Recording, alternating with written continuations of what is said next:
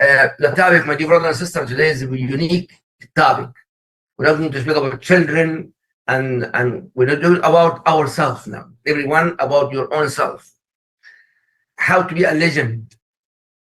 If someday I'm dying, who's gonna remember me in the good things? Speak about me good. And as always mentioned, our example, Rasulullah sallallahu alaihi wasallam. Now, when I say Rasulullah or Muhammad, everybody say sallallahu alaihi wasallam. Everybody say, and I say Abu Bakr as-Siddiq radiallahu anhu, Umar radiallahu anhu. Always Sahaba. Why? Because this is a role model. And how to be role model? Yes, absolutely. Now, now our life, the role model is Superman and Batman and those the names. Yes. I cannot remember names because I know a lot of names. But in fact, and actually fake role models. Yeah. Fake role models. But Rasulullah, the Sahaba, the companion, are real role models, number one. Number two, us. Us, you told me, we're going to speak, Brother Muhammad, of course, this one to speak about this all. And consider yourself, I would be a role model. I'm dying. If you think you're going to die, some people, they won't think. Some people say, oh, no, I'm not going to die. Yeah. But believe it or not, Imam Shafi'i said, give me attention. Imam Shafi'i said, ما بين غمضة عين وانتباهتها, between the blink of the eye, Allah يغير من حال إلى حال, change situation from a situation to another situation. Blink of the eye. And Allah said in Surah Al-Rahman, كل يوم هو في شأن. Allah make the situation different than situation in blink of the eye. Number one. Number two, right now I'm living in Florida. Sister Layla in Ohio. We know what's going on right now in California. Yeah. California, the best area, the most rich area, blink of the eye, and still going every day. Plus, even rain came, the smoke of what's going on in California, that diseases. Yeah. So now you want to be a role model as a Muslim.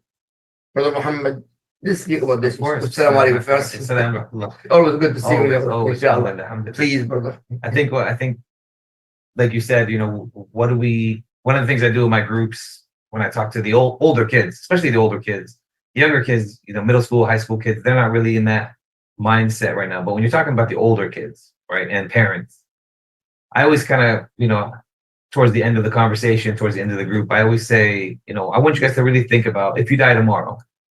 And I'm asking everybody online as well. If you die tomorrow, what will the world remember you by? Yeah, I love that. Yeah. Right. But it is very important here. What exactly people speak about you if you pass away, Yeah. if you think you're gonna die? Absolutely. And I think that we don't, as humans, maybe as younger adults, maybe as parents, we don't really think that far ahead.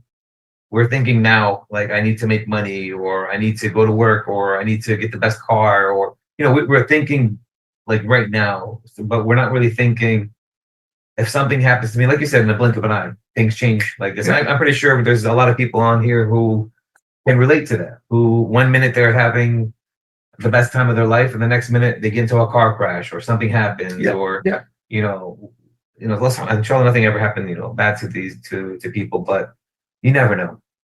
And so when I ask these people, and I remember this topic, and I said this one, I wanted to be this topic because I met one of my old clients last week as I was at a barbershop or something, and somebody came up to me and they said, "Hey, Muhammad, brother, Mr. Muhammad, not a Muslim, but not a Muslim." And he said, I was in your group for 4 months, and I remember the last thing we did in your group, you made us write down what people will remember us by. And he said, I remember that time, and I do this all the time, so I don't remember each individual client, each individual person, but he said, I remember the girl started crying in class, in the group, because she said that if she died today, her family's going to remember her as a drug user. Oh, yeah. And as a not a good mother, as a selfish person. She was writing all this stuff down: selfish, drug user, scumbag. Like, she was writing these words on these papers. And then when he said this, I remembered. I said, yeah, I remember that group. That was a very intense group because I make people think. I say the question and I give them like silence, right? You give them that awkward silence where they have to like really look into their soul and see and really remember what they did in their past, how many people they hurt, who did you steal from, who did you rob from. Oh, yeah, Allah. These things start to get into their brains and start to really they start to question what they did with themselves. And when he told me that, when he came into me, he said that group right there, he's like, all the other groups were fun. All the other groups you made us laugh. All the other groups you had a good time. He said that was the one group that we were very serious. And he said, we could tell by your tone, you wanted us to really think. And he said, I stopped doing everything wrong. He said, Mr. Muhammad, guess what I'm doing now? I have my own business. I have a moving company. I'm doing. So you see it works. And I always tell people, especially people who are going to get into counseling or people who want to get into therapy and help people. I said, if you're not genuine, if you're not real with people, they're not going to really take you seriously. Kids won't take you seriously. Adults won't take you seriously. People won't take you seriously. And if you don't do it the right way, you can really actually hurt somebody. You can hurt somebody if you don't care. Yes. Right. And because people know whether you're serious, people know whether you're genuine, people know whether you care or not, especially with children. Wow. Children know, they get the vibe. I don't know what it is. Maybe they're younger than us, or maybe they just feel more than we feel, but they feel if you're empathetic. They feel if you're serious. I tell you, I go into these classrooms. Like today, I went to the classrooms and I spoke to the class, and I was telling them what I was going through with another Muslim family.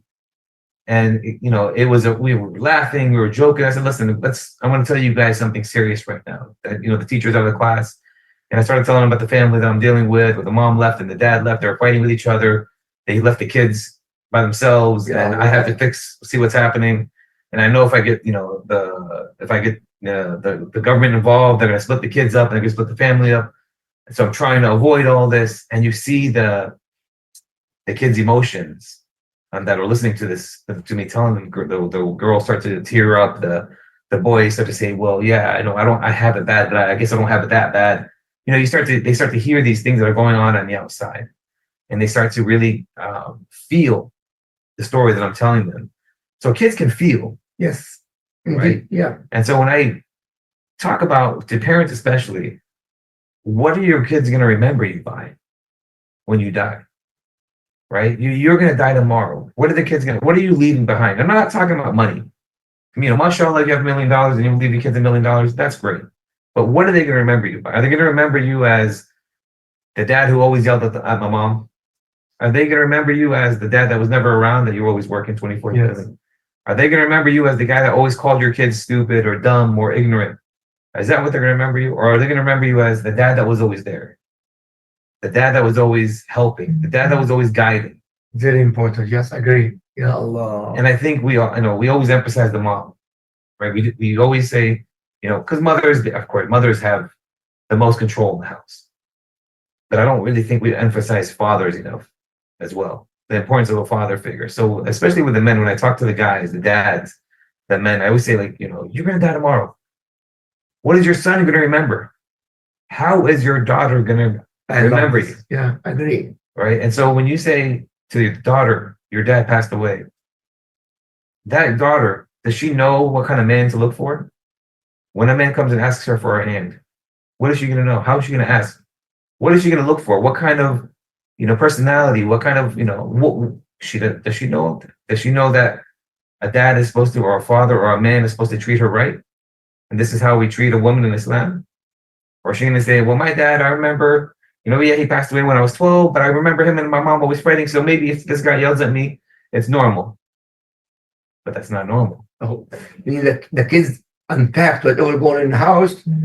It's like a sponge. Yeah. Oh, yeah. They absorb everything. They listen. And even when I'm talking to the kids on an individual basis, and I'm hearing what's going on with them and seeing what's going on with them, and I'm listening, and I always tell them, I know what's going on in your house by what you're telling me here. Yeah. They don't tell me about their moms or their dads. They tell me what's happening in the school. And I say, I know exactly what's going on in the house. Just by what you're telling me now. The actions of the kids in the school, I can tell you what's happening in your home. Ya Allah. And when I start to explain to the kids, I see what's happening. Your dad is this, your mom is doing this, your brothers are doing this, your sisters are doing this. Their eyes light up. How did you know? Who told you?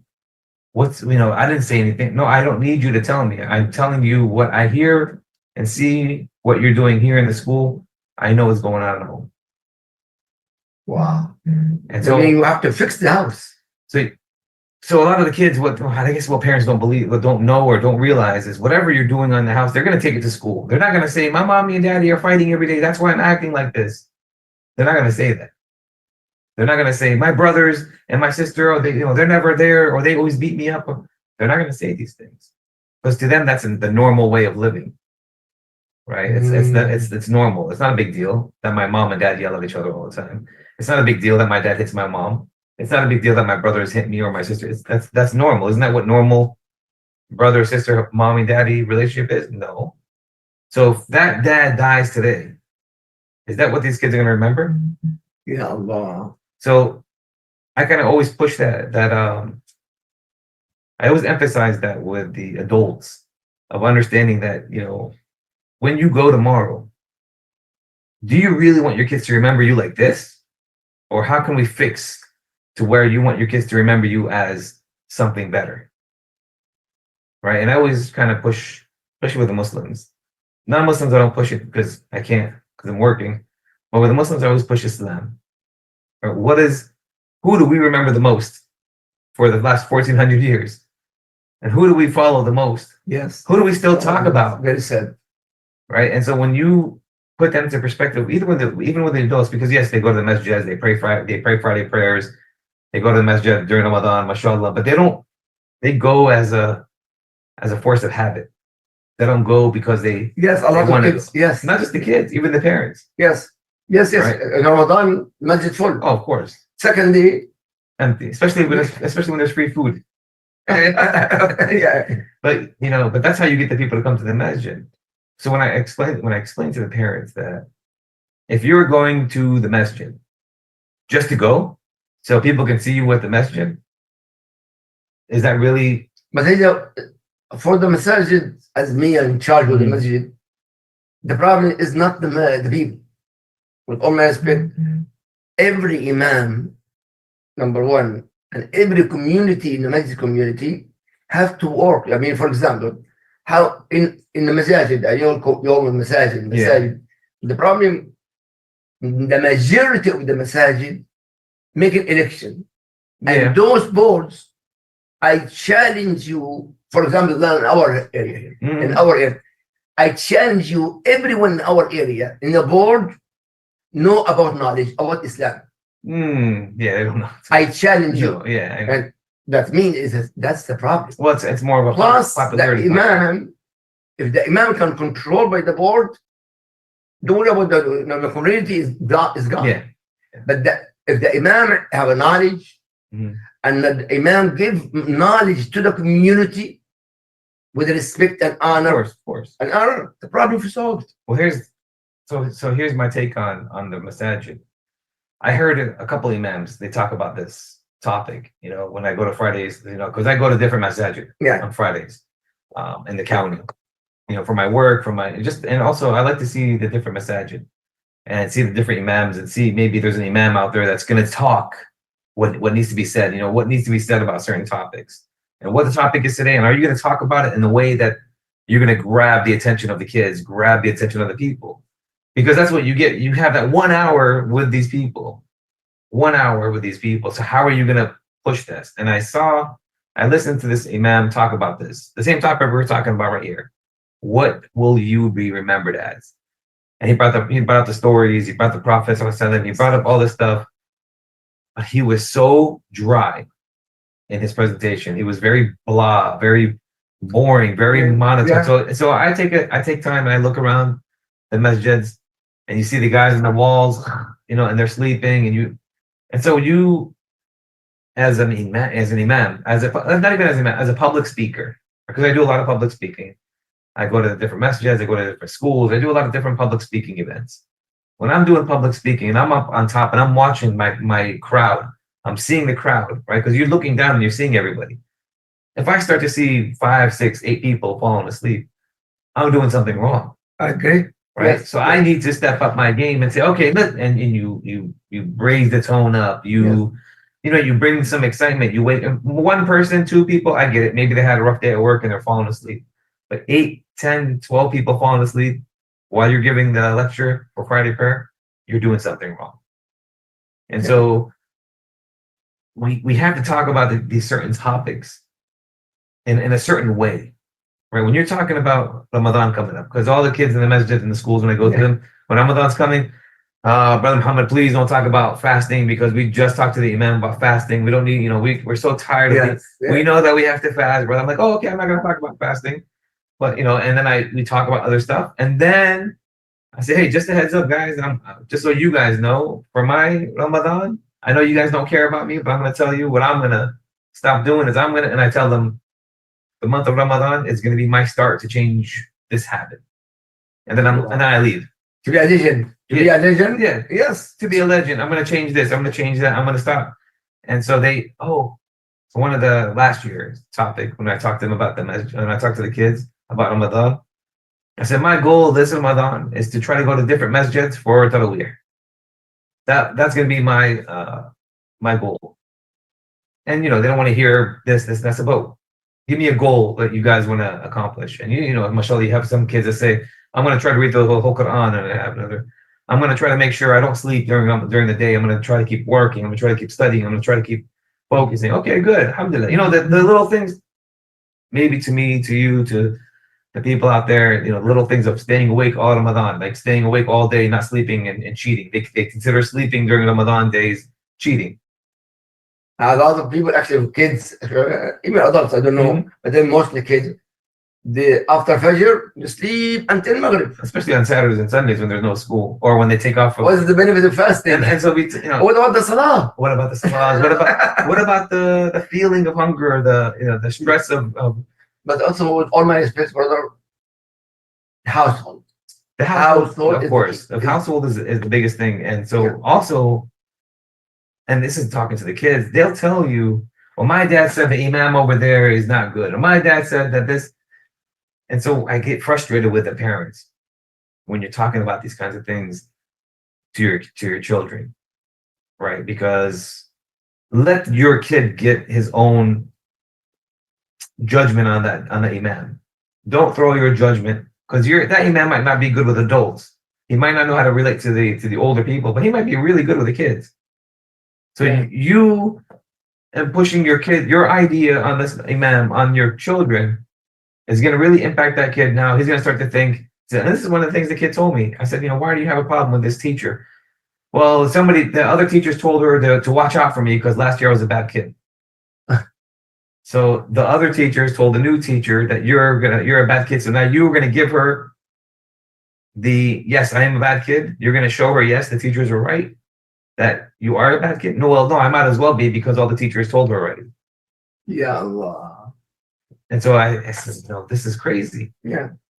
Why are we doing this? Yeah. Do you want to be remembered as the person that's backbiting and talking trash about somebody behind their back? That's how you want to be remembered? This is the problem. Yeah, I agree with you. I mean, those kids, there's no role models. Very hard. No legends. Very hard to find a role model. That's scary part. If you look at social media, and you look at the people who have the most millions of followers, right? You're talking about, I think there's like 3 girls in the top 5 position. There's 3 girls that just dance and sing. Dancing and singing. Those are the 3 top girls. I think 3 or 4 girls on the top 1, 2, 3 who are like the best, not even the best. They lip sync. They don't sing. They sing other people's songs and they dance. And so these kids, our kids, are following these people as these guys are the role models. To imitate them too. To imitate them. Ya Allah. And so you're asking yourself, that's your role model. And they want these people who have 500 million followers. Allah. They want these followers. They want these people, like these 5 top people. They should say something about this, and they should say free Palestine. They should say this. Why? These people are nothing. These people are not important. These people are just singers and dancers. These people aren't even important. Why do you care so much about what they think and what they say? And what these kids don't really understand is these people can pay for followers.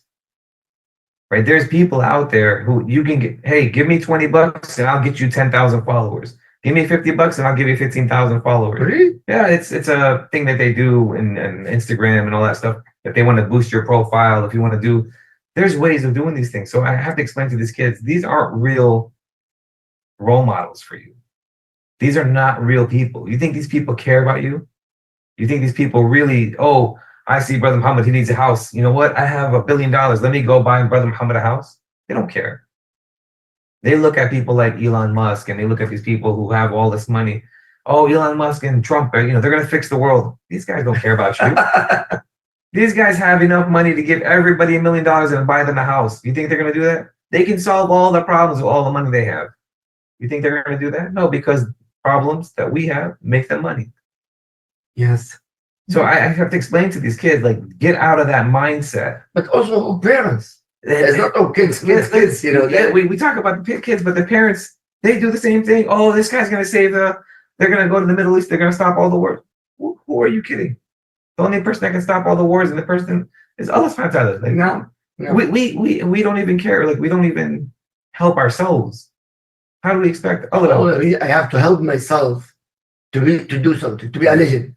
To be a legend. And when I talk to these kids, I always tell the kids, talk to your parents about what we're talking about. Right? Because, I can't get all the parents. When we try to have family nights or parent nights, barely any fathers show up. Right? The majority of the time it's moms.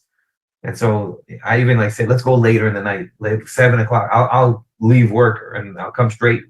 And that's as long as I could get the parents there to say and hear what I have to say to them. This is what I talk to the kids about. How to be a better role model. How to, if you die tomorrow, what is going to be remembered? And so the parents need to hear stuff like this because I don't think they really think about that aspect of their life and their afterlife. We're so brainwashed to think that this is the life right here. Brother Muhammad, you speak about we are in America, but believe it or not, right now, for example, Egypt. I grew up in Gaza, the university, and also the curriculum in Gaza, Egyptian curriculum from Al-Azhar school. I went to Al-Azhar University. In our time, we speak the real history about Islam. Now, and not only that, give attention. In a Muslim country, in general, Islam is one of the curriculum in school to be graduated. Not anymore. Islam in Muslim country is not related to that to have a degree. Number one. Number two, they making new history of that now, a new history. For example, Khalid ibn Walid, for example, and the battles of Khalid ibn Walid is not in any curriculum, in any Muslim, even Saudi Arabia. They change the curriculum right now. And any thing called غزوة رسول بدر, غزوة بدر, غزوة أحد, غزوة الأحزاب, not anymore in Saudi Arabia. And there's a reason for that. Tell me. There's a big reason for that. Why? Because they know the biggest fear that these people have is they know that if the Muslims find out how much real power they have, that we will dominate. And if Muslims dominate, what happens? You lose all the billion-dollar industries. And so they know, hey, listen, we have to stop these kids from knowing their true nature, what's in their blood. We have not just in their blood, but in their souls. Because the power of the soul is huge.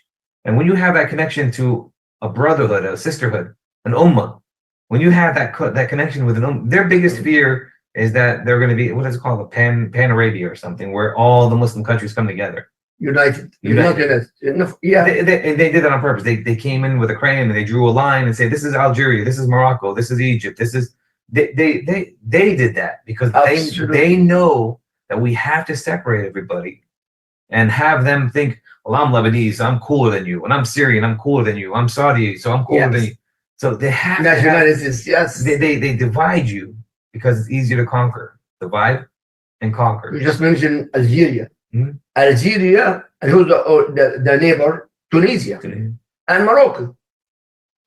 Supposed to used to be one country before the Second World War. One country. Now, I was to be an imam, you can see that If any problem speaking about Algeria, Tunisia, they're fighting together, and they are in the masjid. Yeah. Okay.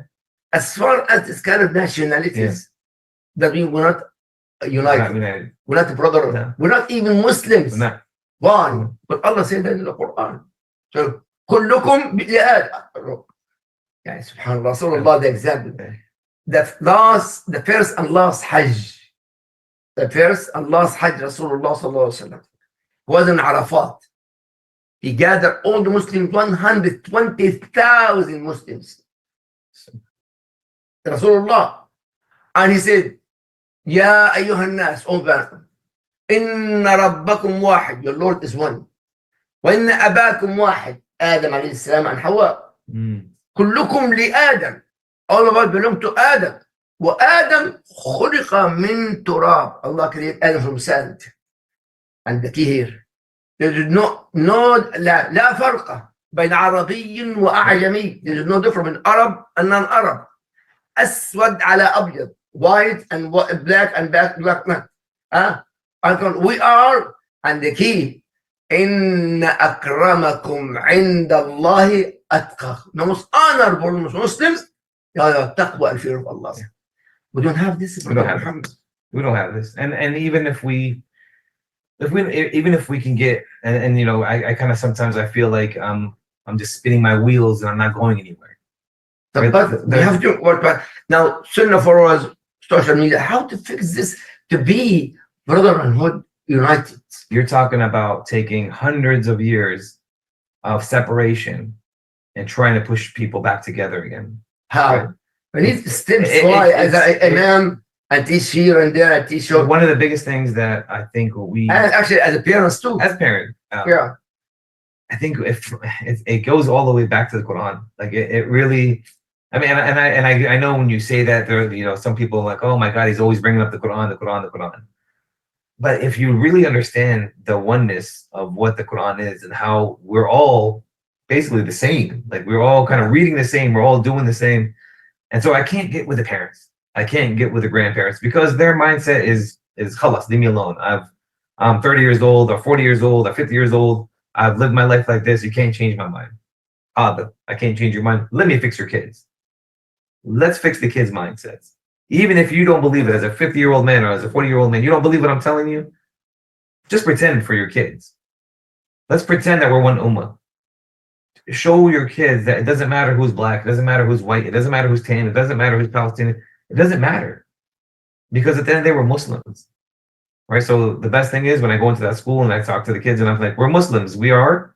And the kids all say, built different. Because we're built different. We do things different. Yeah. We are the role models for our kids. We should be the ones being the role models for our kids.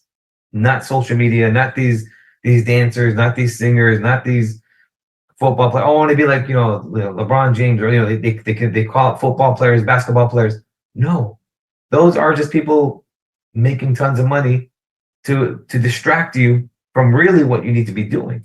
I have to fix myself in order to fix my son, and also mom to fix herself, to teach her son. For example, we have 4 imams. The 4 imams start Malik and Abu Hanifa, and Shafi'i and Ahmad ibn Hanbal. The 4 imams until now. By the way, who raised those 4 great imams? The mother. The mothers. Yeah. And actually, one of the poet, Ahmed Shawqi, was a poet. قال إن الأم مدرسة. Yeah. The mother, yeah. the madrasa is a school. Yeah.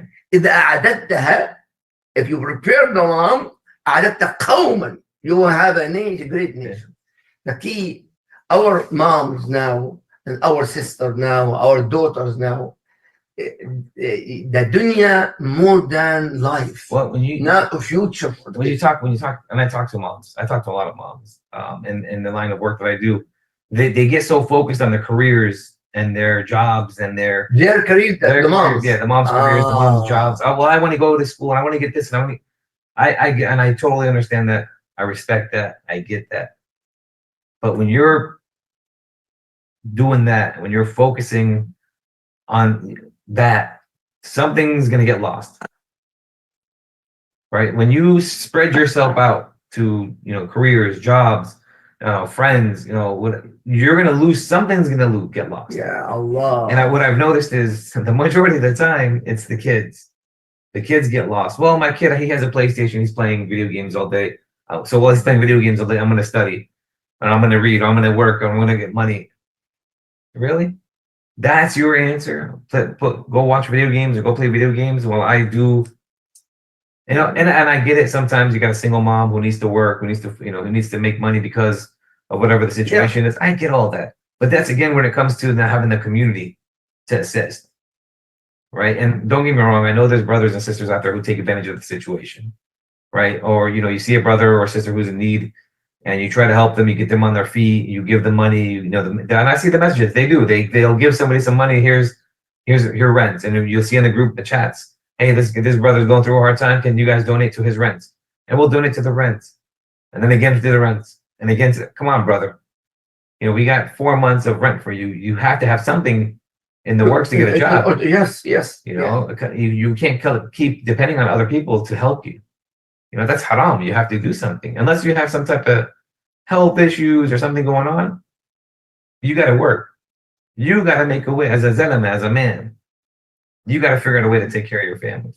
See, those kind of parents will never be legends. That's the key. Our topic to be a legend. Yeah, to be a legend. But how to? Yeah, the problem is we know the bad situation in many households. May Allah fix this house. But we need an idea who listen to us now how to fix this kind of serious problem. We want the mom to be a legend, the father to be a legend, and our kids in the future to be our legends. This is the key. It's the key, and fixing that is one step at a time. Number one, you have to understand, and you have to really admit that there's a problem in the house. Please repeat it again. Repeat it again. One of the hardest things, to do for a parent, and especially when I come into people's homes, to admit there is a problem. Yeah. There's a problem in the house. I agree. Yes, it's very, very hard. And I mean, for the father or the mom or both, because no guy wants you to tell them that they're doing something wrong. Hold on. If some parents, my way or the highway, or what I get is when I was growing up, my dad never did this or my dad never did that. This is what I get from the older generation of parents, my age group and above. My dad never did this. My dad never did that. My father was never. Why should I? Why can't they be like that? Well, brother, when you were growing up, it was a different time. When I was growing up, it was a different time. When you were growing up, I said, but now the kids require more of your attention, so they don't get the attention from somebody else. That actually, for sure, they adopt some other ideas from for the online. Oh, online. That's the best form of attention. Yeah, I want people to like my video. I want people to like my pictures. I want people. We have to fix the problem. So you step one is admitting. To admit the problem in household. In the house. Individual. Yeah. Individually with the family members, the mom or the dad, wherever the problem is. Hold on now. Before I know that's very important because I'm facing this here and there. So both of them, my way. I am right. I'm right. Then we have to go to consulting, to advice. But my advice not the sheikh, because not all the sheikh know. No, and that's, I guess maybe we should have a seminar for the sheikhs, the shuyukh. Actually, every year in Texas, Texas Dawah, the last day of the not Texas Dawah, astaghfirullah, Amja, the Muslim Amja, the last day, Monday, you have to people professional, what kind of problem in the community and to fix the problem. Yeah. And of course with the colors and this and that. Yeah. And now, by the way, the Amja, the Muslim Juristic of America, this last year, for the first time, a lady speak. Used to be only imams. Yeah. Now anybody, and this year I believe going to be in Dallas. I'll let you know inshallah next week. And believe it or not, professional people dealing how to fix the problem in every community. The imams, now a lot of imams start to go have courses. Mhm. Why? Ask me halal, haram, I give you the answer. My Quran is here, my books of hadith here, my fiqh here, but a lot of fiqh al-nawazil, the new fiqh, but alhamdulillah, a lot of imams, but the key, the board and the community support Yeah. the imams to go to these courses. And you have to, you also have to do, and this is something I talked about actually today with another one of my colleagues, was that, you know, you can't really train personality. No. Right. And so when you, if you're a professional in the sense of, you know, you're a counselor, you're a therapist, you're an imam, you're a sheikh, if you don't have that personality that you know, and you know yourself better than I know myself, like, you know, I can't deal with kids, I'm sorry, or, you know, I can't deal with the adults, or I can't deal with divorces, or I can't, as an imam, you should be able to say, like, listen, I know the knowledge of divorcing, I know the knowledge of marriage, but I don't think I'm qualified enough. Maybe I'm not married, or maybe Really, to when the imam will say, everybody, I know. everybody says I know. And the majority. And it's the funny, majority. and what's funny is I'm the first person to say I don't know. Because I would rather say I don't know and let me get back to you. Let me go find somebody who's more knowledgeable, and then I'll come back with the answer. By the way, remember we have 4 imams. Imam Malik, Imam Malik. We're in Medina al-Munawwara. In Medina al-Munawwara, Saudi Arabia. And people in Morocco, they have 60 questions. Astaghfirullah, 100 questions. 100 questions. And person travel from Morocco all the way to Saudi Arabia to Medina. With what? With the camel. With the camel. I mean, Sure. to ask Imam Malik the question, and for that person to go back to Morocco to give the answers. Yeah. And guess what? That's how you're supposed to do it. And guess what? They ask the question number 1, Imam Malik, I don't know. لا أعرف. I don't know. لا 40 questions. He gives 60 answer. 40 questions have no idea. And he said, what? I'm not a prophet. Yeah. I'm not a Sahabi. I am not seeking knowledge. Yeah. And he the key admission. And he admit I do not know. And he's a great imam. It's not shy, Brother Muhammad mentioned that. It's not do not be shy to say, I don't know. Let me come back. Let me go learn. Yeah, Let me go ask somebody, and I'll come back. Believe it or not, sometimes asking people about the mortgage and this and that, the majority I go, let me go back. Yeah. Go to my library. If I do not find my library, I go to contact this person. Exactly. Why? Now I want to know to answer also to teach the other. I admit. Absolutely. Sometimes I did something, and somebody was doing, Brother Ibrahim, you say so and so and so. I say that? Yes. No matter, sometimes I recorded. Yeah. I was wrong. I was saying so and so and so. I was wrong. Yeah. The right answer, 1, 2, 3. Yeah. The key, I have to admit my household, my community, my work. Yeah. I have to admit mistakes, but not everybody. Nobody wants to admit it. A lot of people don't like to. Teach us, brother. A lot of people, especially for men, I think for men, we don't like to not know. No, brother. Be fair. Come on. Be fair. I'm gonna be well, actually, sister too. Okay, I get, but I'm going up against the men now. Okay. We never want to admit that we don't know things, or we can't fix things, or we don't, or what I'm doing is I'm doing it the right way. Khalas, it's my way, and I'm doing it. So when somebody like me comes into your house, and I just honestly, when I go into the home, I listen for about 20, 30 minutes. I listen to all of them talk. I see the facial expressions. Oh. I listen. I'm listening. I'm gathering information. I'm assessing the situation. I'm looking at the kids' facial expressions, the nonverbals, right? Like the eyes lit up when the mom said this, or when the dad spoke, their eyes got sad. I look at these things to see who has the problems in this house. And after 20, 25 minutes, okay, guys, I think I got it now. I think I understand what's going on here. And I'm very blunt. I'm very, very honest. You got a problem. You're doing this wrong. You're doing this wrong. And it's maybe 10 minutes of me making them admit that there's a problem. Yeah. Well, we don't have a problem. When I was growing up, my dad never told me he loved me. My dad never spent time with me, or even the daughter or the mom. Yeah. You know, my mom never did this, and my mom and dad never. Well, brothers and sisters, I'm sorry, and this is for everybody. It was a different time. Yeah. It was a different time. Our kids You're require. right. You're wallahi, you are right. And let me say something real quick before we jump on something else. The most best thing that happened is when I see the parents admit that there's a problem, and I see the kids say Alhamdulillah. Allahu Akbar. And the kids say, yes, we've been saying this, mom and dad. We've been telling you guys this for months. We've been telling you this for years. You finally say you finally admit that you had a problem, that you guys are the problem. You admit that you yell in front of us. You admit that you talk about people behind their backs in front of us. You admit. And so what ends up happening is so much respect is gained back up from the kids to the parents. You know, I agree with you. and that's the best. When I walk out of there after sometimes 3 hours, it gets very long time.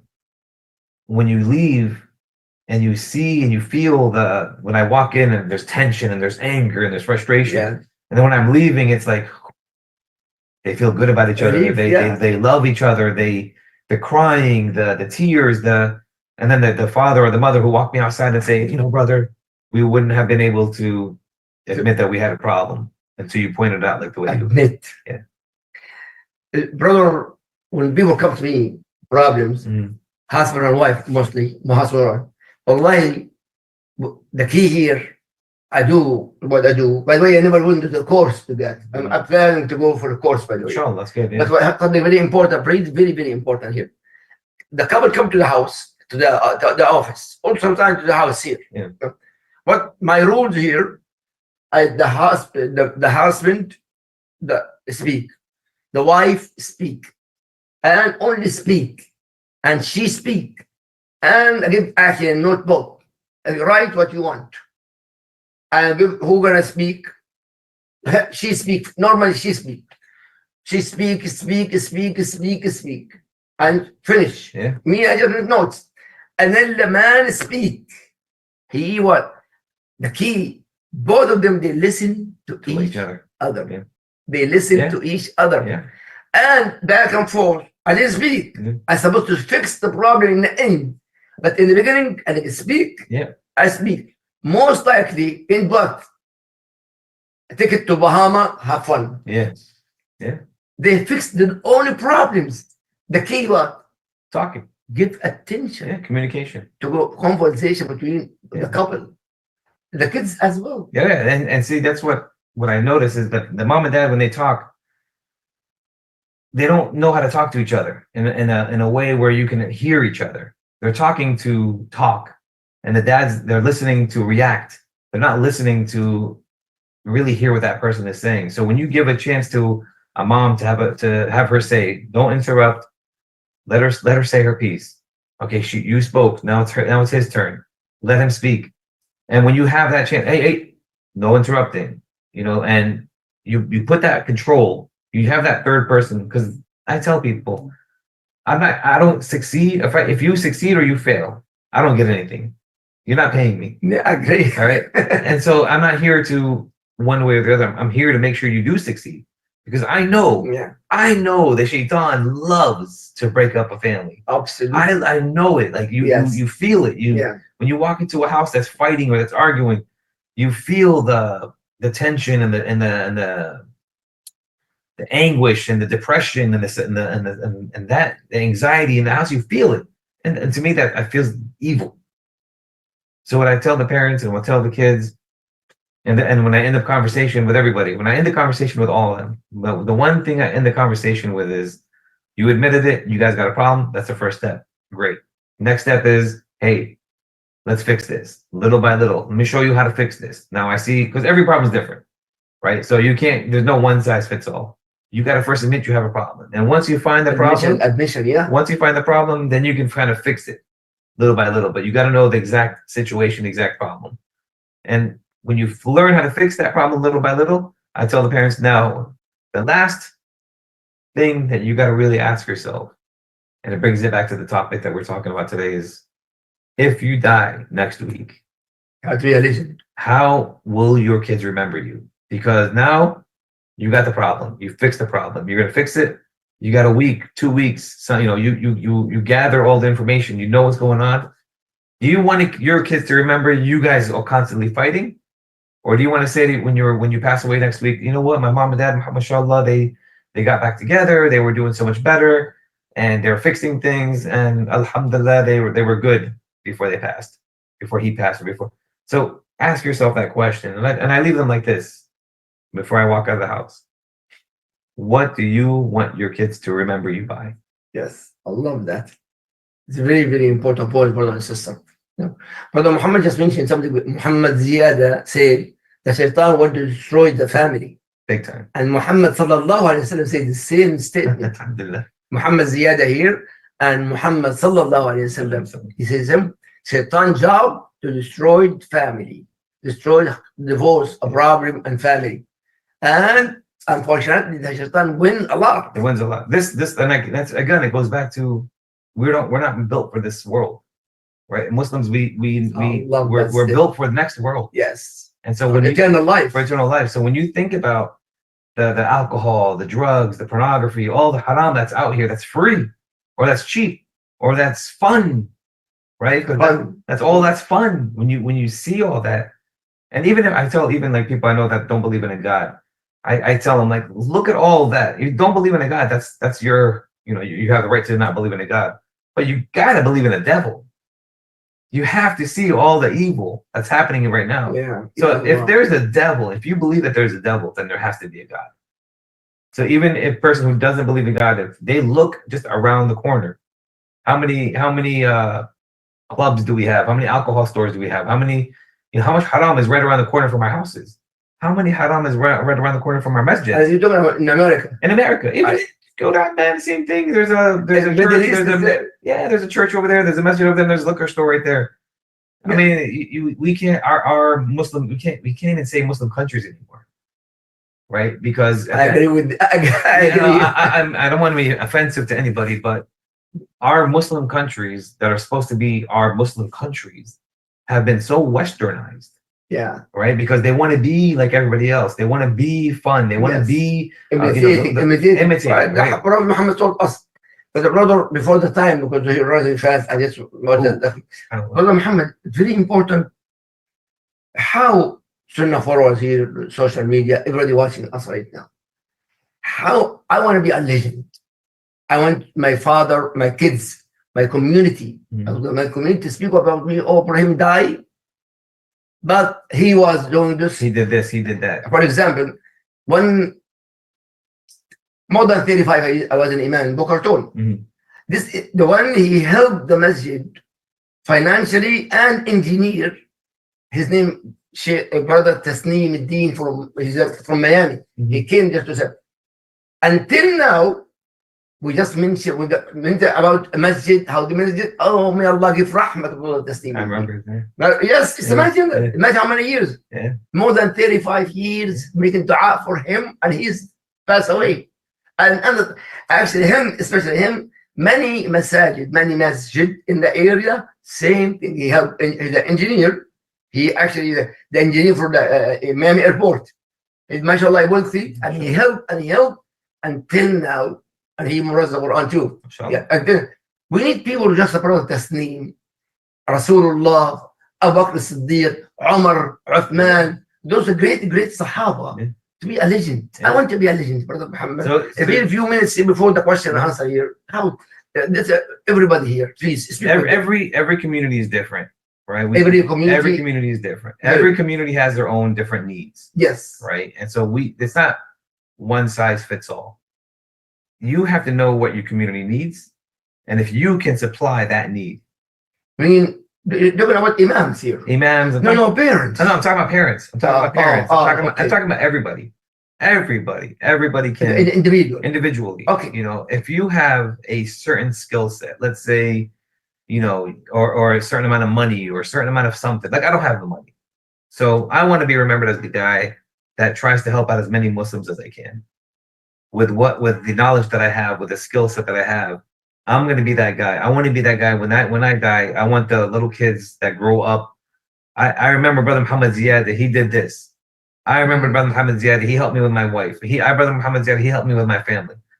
That's how I want to be remembered as. So as a Muslim, if you don't have that skill set, if you don't have that capability of doing something like that, but you do have the capability of helping somebody with their air conditioning, go help a brother out.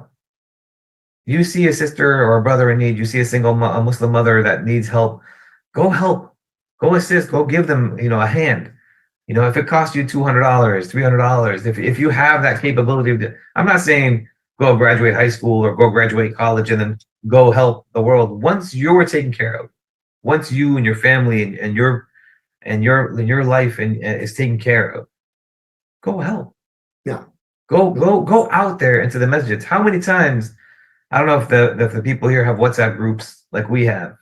This person passed away. This person passed away, and the funeral is tomorrow. We get these messages on the WhatsApp groups. How many times have you looked at the WhatsApp group and say, "Who is this brother that passed away?" I don't want to be that brother. I don't want to be that sister. That when people look at the WhatsApp group and see that message, subhanallah, he was a good guy, or subhanallah, mashallah, that was a good woman.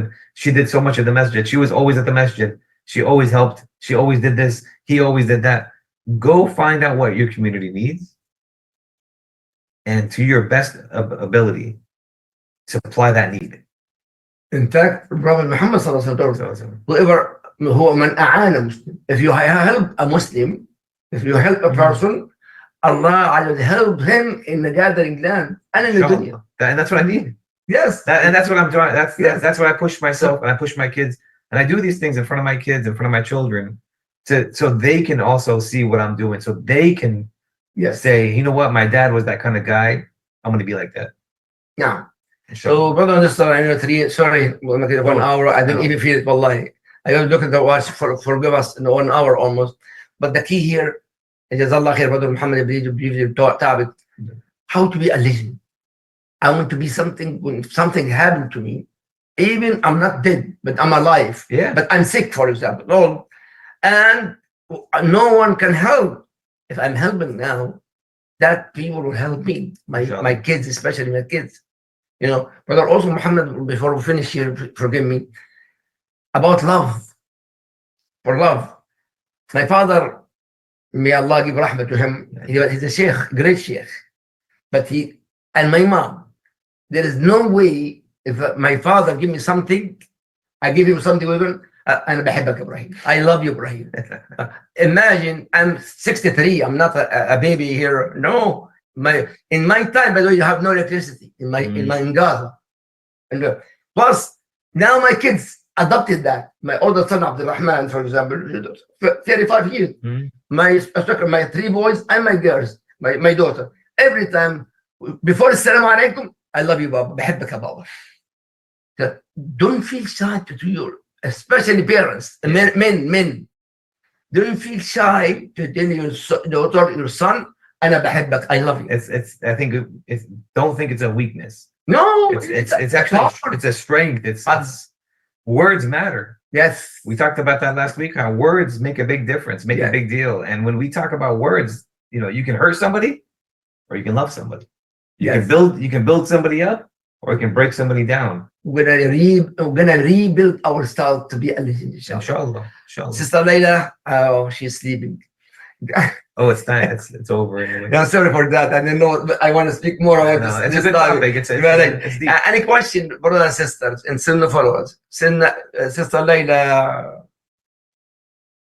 Okay, good one. She's streaming right now. Can you give her a second? Thank you. We're gonna charge her 25 cents then. 25 cents each minute. Yeah. Okay. It's a deep topic. Well, especially our kids, Brother Muhammad. It's they're afraid even if the problem in the house, they destroyed the family by default. And the kids don't want to talk about it because they're afraid that if they say something. Yeah, especially you. I know you facing this problem in our school here. Yeah. And the majority of this problem, husband and wife problem, impacting for our own kids. May Allah guide our kids. It does. It impacts whatever happens in the house. I think people don't realize everything that happens in the house. Whether you're laughing or joking or having a good time, because I see it even with my own kids. I have a sense of humor. I like to laugh. I like to joke. I like to make fun of my kids, joke with my kids, and I see that trickling off of my personality to them. Yes. So now they're going to start joking and laughing and Yeah. not taking things too seriously. But that's great. That's all good and fine and dandy. But we also have to push in our deen, our Islam. Okay, I'm seeing my mom praying, my dad praying. I'm seeing this. I'm seeing that. That's what you want your kids Yes. to remember, Agree. right? And so Yeah. we forget that that's very important. Yes. May Allah guide our kids and our parents, God us. May Allah gather all of us with Rasulullah sallallahu alaihi wasallam in Al-Firdaus together, inshallah.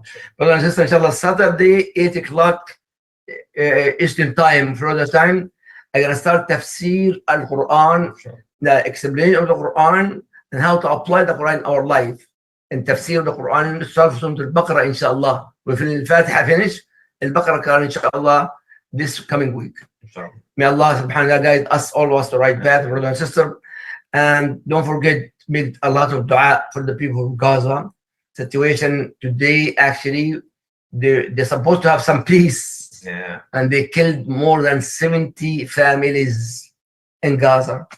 And my family called, make dua for them. May Before Allah- you guys leave, is there any questions here in the Zoom room for time is them? fast. No, it's already. Yeah, Cool. that It's is- too late. Oh no! Any questions? I mean, I'm more than welcome to talk about them next week, inshallah. Just Saturday, inshallah. I mean,